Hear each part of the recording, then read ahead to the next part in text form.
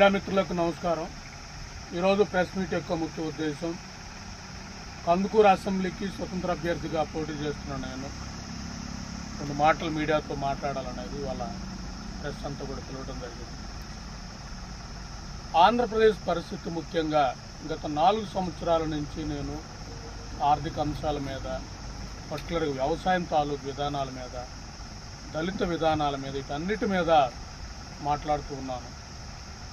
ప్రస్తుత ప్రభుత్వం ఏదైతే ఉందో నవరత్నాలు అనే ప్రోగ్రాంతో రాష్ట్రాన్ని నాశనం చేసిన పరిస్థితి కనబడతా ఉంది అనుకోవాలి. పోనీ ఈ నవరత్నాలతో రాష్ట్రాన్ని నాశనం చేసిన ఈ ప్రభుత్వం తాలూకు ఏమన్నా దిద్దుబాటు చర్యలు తీసుకోవడానికి ప్రతిపక్షం ఏమన్నా ముందుకు వస్తుందంటే, ప్రతిపక్షాన్ని మిగతా పక్షాలను కూడా అలాంటి పథకాలకి లాగిన చరిత్ర ఇప్పుడు ప్రస్తుత ప్రభుత్వానికి కనపడుతుంది అనుకోవాలి. పంచితే గెలుస్తామన్న విధంగా వాళ్ళు కూడా వీళ్ళు నవరత్నాలు అంటే వాళ్ళు సూపర్ 6 అని వెళ్ళడం, మొత్తం మీద రాష్ట్ర ప్రజలను గొర్రెలు చేయడానికి 2 పార్టీలు కూడా రెడీ అయ్యారు. కాబట్టి ఒక ప్రొఫెషనల్ ఫోరం అధ్యక్షుడిగా నా వంతుగా నేను 4 సంవత్సరాలు ప్రతిపక్ష పాత్రే పోషించాను. నేను రైతు సమస్యల మీద మాట్లాడా, ఆర్థిక అంశాల మీద మాట్లాడాను, అలాగే వ్యవసాయం సంక్షోభంకి వెళ్తుందంటూ మాట్లాడాను, కౌలు రైతులు చనిపోతుంటూ మాట్లాడాను, దళితుల తాలూకా వాళ్ళ మీద దాడుల మీద మాట్లాడాను, దళిత సాధికారిత మీద మాట్లాడాను, మైనార్టీ ఇష్యూస్ మీద మాట్లాడాను, మణిపూర్ ఘటన మీద మాట్లాడాను, గంగవరం పోర్టు మీద మాట్లాడాను, వైజాగ్ స్టీల్ మీద మాట్లాడాను, పోలవరం నిర్వాసితుల తాలూకా వాళ్ళ సిపి వాళ్ళతో కలిపి పాదయాత్ర కూడా చేశాను.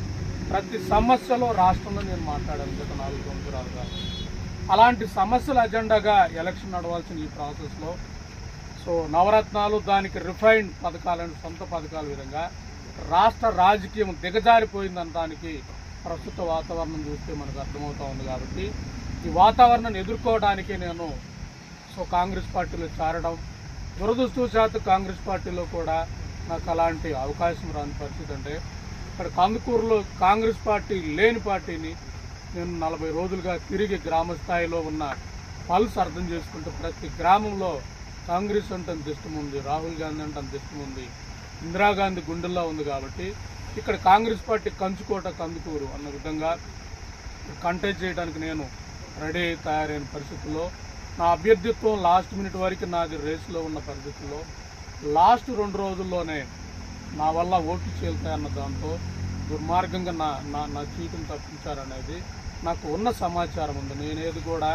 సమాచారం లేకుండా మాట్లాడే పరిస్థితి ఉండదు. కాబట్టి నేను కన్ఫామ్ చేసుకున్నాను. కాబట్టి ఒక విధంగా నన్ను 2 పార్టీలు కూడా నా గొంతు నొక్కడానికి ప్రయత్నించారంటే, రాజకీయాల్లో కాంగ్రెస్ పార్టీ సీట్ లేకుండా ఉంటే మారిపోతాడు అనుకున్నారు.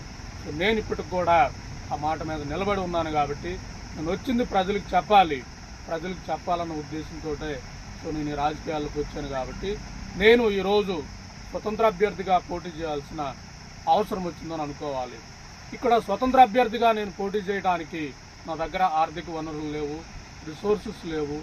ఇంకా చెప్పాలంటే పార్టీల వారిగా విడిపోయిన ఈ ప్రజలు, ఈవెన్ మన సొంత కుటుంబ సభ్యులు కూడా సహకరించిన ఇలాంటి పరిస్థితుల్లో నేను స్వతంత్ర అభ్యర్థిగా పోటీ చేస్తున్నానంటే రాష్ట్ర ప్రజలకు జరుగుతుంది చెప్పాలి.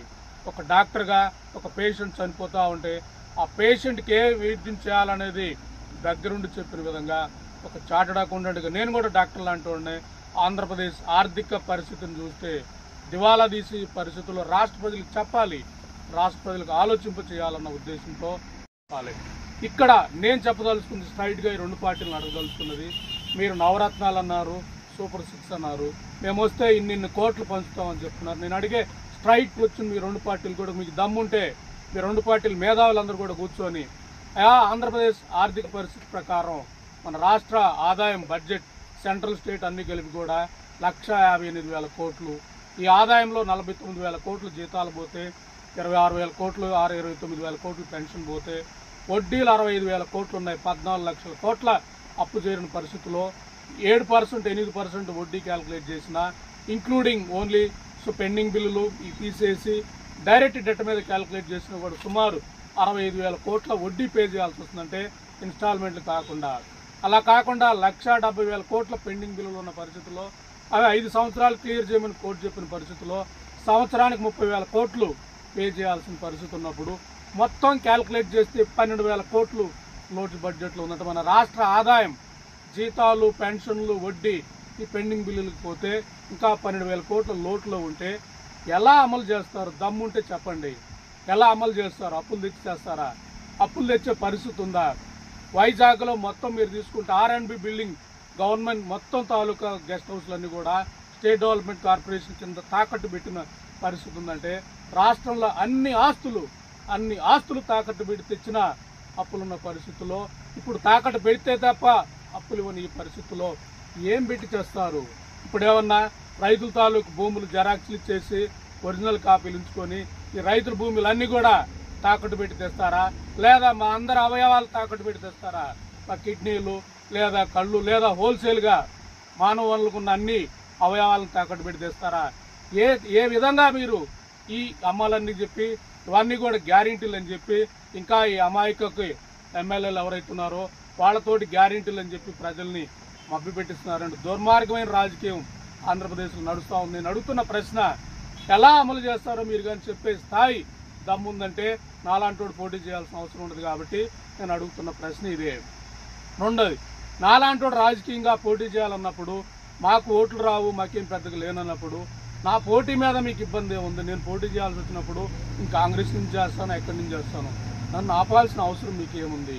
నాకు 1000 ఓట్లు వస్తాయో 100 ఓట్లు వస్తాయో నన్ను ఆపాల్సిన అవసరం మీకేముంది? నన్ను ఇబ్బంది పెట్టాల్సిన అవసరం ఏముంది? నాలాంటి వాడిని ఇబ్బంది పెట్టి నాలాంటి వాడిని మాట్లాడకుండా చేస్తే 3 రెట్లు అధికంగా మాట్లాడతాను. ఎందుకంటే ఒక చార్టెడ్ అకౌంటెంట్గా నేను నీతిగా నిజాయితీగా ఉన్నాను కాబట్టి ఈరోజు నేను ఇలా మాట్లాడగలుగుతున్నాను. ఇలా 4 సంవత్సరాలు విజయవాడ నడిబొడ్డులో ప్రభుత్వాన్ని ప్రశ్నించగలుగుతున్నాను కాబట్టి ఆ దమ్ము నాకుంది. కాబట్టి మీరు నన్ను కాంగ్రెస్లో ఇబ్బంది పెట్టినా ఎక్కడ ఇబ్బంది పెట్టినా నేను స్వతంత్ర అభ్యర్థి కాకుండా ఆఖరి క్షణం వరకున్నాను. అందుకే ఈరోజు ప్రెస్ మీట్ పెట్టాల్సిన అవసరం వచ్చిందనేది నేను చెప్పదలుచుకోండి. ఇక్కడ నా అజెండా మీకు చెప్పాల్సి వచ్చినప్పుడు ఏంటంటే, ఒక సామాన్యుడు పోటీ చేయడానికి కూడా ఫ్యామిలీ నుంచి ప్రాబ్లం వస్తుంది, సొసైటీ నుంచి ప్రాబ్లం వస్తుంది, ఒక హేళన వస్తూ ఉంది. ఇంకా చెప్పాలంటే మన జీవితం కూడా పణంగా పెట్టే పరిస్థితి. ఎందుకంటే నేను కాంగ్రెస్ పార్టీ స్పోక్స్ పర్సన్ని, నేను ఇండిపెండెంట్గా పోటీ చేస్తే కాంగ్రెస్ పార్టీ నన్ను సస్పెండ్ చేసే పరిస్థితి ఉంటుంది. నా జీవితం, నా పొలిటికల్ కెరీర్ కూడా జీరో అయ్యే పరిస్థితి ఉన్నా కూడా నేను పోటీ చేయడానికి రీజన్ ఏంటంటే నాకున్న ఈ ప్రాంతంతో ఎమోషన్. నేను ఒక 6 ఇయర్స్ అప్పుడు మా నాన్న వలస వెళ్ళిన పరిస్థితులు చూసాం. మా నాన్న మా అమ్మ వలస వెళ్ళిన పరిస్థితులు, ఆ రోజు రైతు వలస వెళ్ళిన వలస ఈ రోజుకి వలస వెళ్ళిపోయి అదే మా గ్రామంలో 10 మంది రైతులు కూడా వ్యవసాయం చేయని పరిస్థితి, మొత్తం ఓళ్ళకు కూడా వలస వెళ్ళిన పరిస్థితి. అంటే ఆ రోజు బడ్జెట్ అంతా, ఈ రోజు బడ్జెట్ అంతా. మీ 2 మేనిఫెస్టోల్లో నవరత్నం లేదా సూపర్ 6 2 మేనిఫెస్టోల్లో మా వలసలను ఎలా ఆపగలుగుతారు? రైతులు వలసలను ఎలా ఆపగలుగుతారు? ఒక గ్రామం వలస వెళ్ళిపోతే ఆ రైతుల మీద ఆధారపడ్డే పేదలు ఎలా బతుకుతారు? గ్రామీణ అభివృద్ధి లేకపోతే, గ్రామీణులు ఉపాధి లేకపోతే ఈ వలసలాగే పరిస్థితి ఉంటుందా? వీటన్నిటి మీద మాట్లాడాల్సిన అవసరం ఉండదా? అభివృద్ధి అంటే మీరు చెప్పే నవరత్న పథకాలు లేదా సూపర్ 6 అయినా గ్రామీణ అభివృద్ధి అవసరం లేదా? ఉపాధి అవసరం లేదా? ఉద్యోగ కల్పన అవసరం లేదా? ఇవేటి మీద కూడా మీరు మాట్లాడకుండా ఒక రాజకీయ పథకాలు తలా 10 రూపాయలు పంచితే గెలుస్తారన్న విధంగా మీరు వెళ్ళారు. కాబట్టి ఈ అజెండాతోటి నేను వస్తున్నాను. ఈ రోజు నా అజెండా, నేనేం చేయాలనుకుంటున్నాను, కందుకూరు ప్రాంతంలో నేను పోటీ చేసి నువ్వేం చేయగలవు అన్న దాంతో రామస్వామి విజ్ఞాన కేంద్రం పెట్టాను. రామస్వామి విజ్ఞాన కేంద్రం ద్వారా నేను 4 లక్ష్యాలు పెట్టుకున్నాను. ఒకటి, అగ్రికల్చర్ని సస్టైనబిలిటీ చేయటం, అగ్రికల్చర్ లాభసాటి చేయటం, ఫార్మర్ ప్రొడ్యూసింగ్ ఆర్గనైజేషన్స్ ద్వారా ఏం పండించాలి, ఏం పంట పండిస్తే ఈ ఏరియాలో అధిక దిగుబడి వస్తుంది, పండించిన పంటకి మనం ఎక్కడ మద్దతు ధర ఇప్పించగలగాలి, అవసరమైతే ఎక్స్పోర్ట్కి అవసరమైన మనం పండించే పరిస్థితి ఉండాలి. ఇవన్నీ కూడా ఎడ్యుకేట్ చేసే విధానంగా ఫార్మర్ ప్రొడ్యూసింగ్ ఆర్గనైజేషన్స్ కానీ ఏదైనా సమాచారం ఉందా, వీటన్నిటిని కూడా నేను తీసుకొచ్చే రిసోర్సెస్ని ఇక్కడ రైతులకు నేను చేయగలిగే పరిస్థితి ఉంటుంది. రెండోది, రిజర్వేషన్లు మాయమవుతున్న పరిస్థితుల్లో ఈ దళితులు ఎవరైతున్నారో వాళ్ళకి రిజర్వేషన్ వచ్చే పరిస్థితి లేదు. ఈ దళితుల్ని ముఖ్యంగా ఈ కంపెనీలు తీసుకునే పరిస్థితి లేదు, నమ్మే పరిస్థితి లేదు. కాబట్టి దళిత పారిశ్రామికవేత్తలు ఉంటేనే భవిష్యత్తులో ఈ దళితులందరూ కూడా బతికే పరిస్థితి ఉంటుంది. కాబట్టి దళిత పారిశ్రామికవేత్తలు, బహుజన వర్గాల నుంచి వచ్చిన పారిశ్రామికవేత్తలు అవ్వాలంటే స్టార్టప్ కంపెనీల తాలూకా వాళ్ళకి హెల్ప్ చేయాలనేది రెండో అజెండా.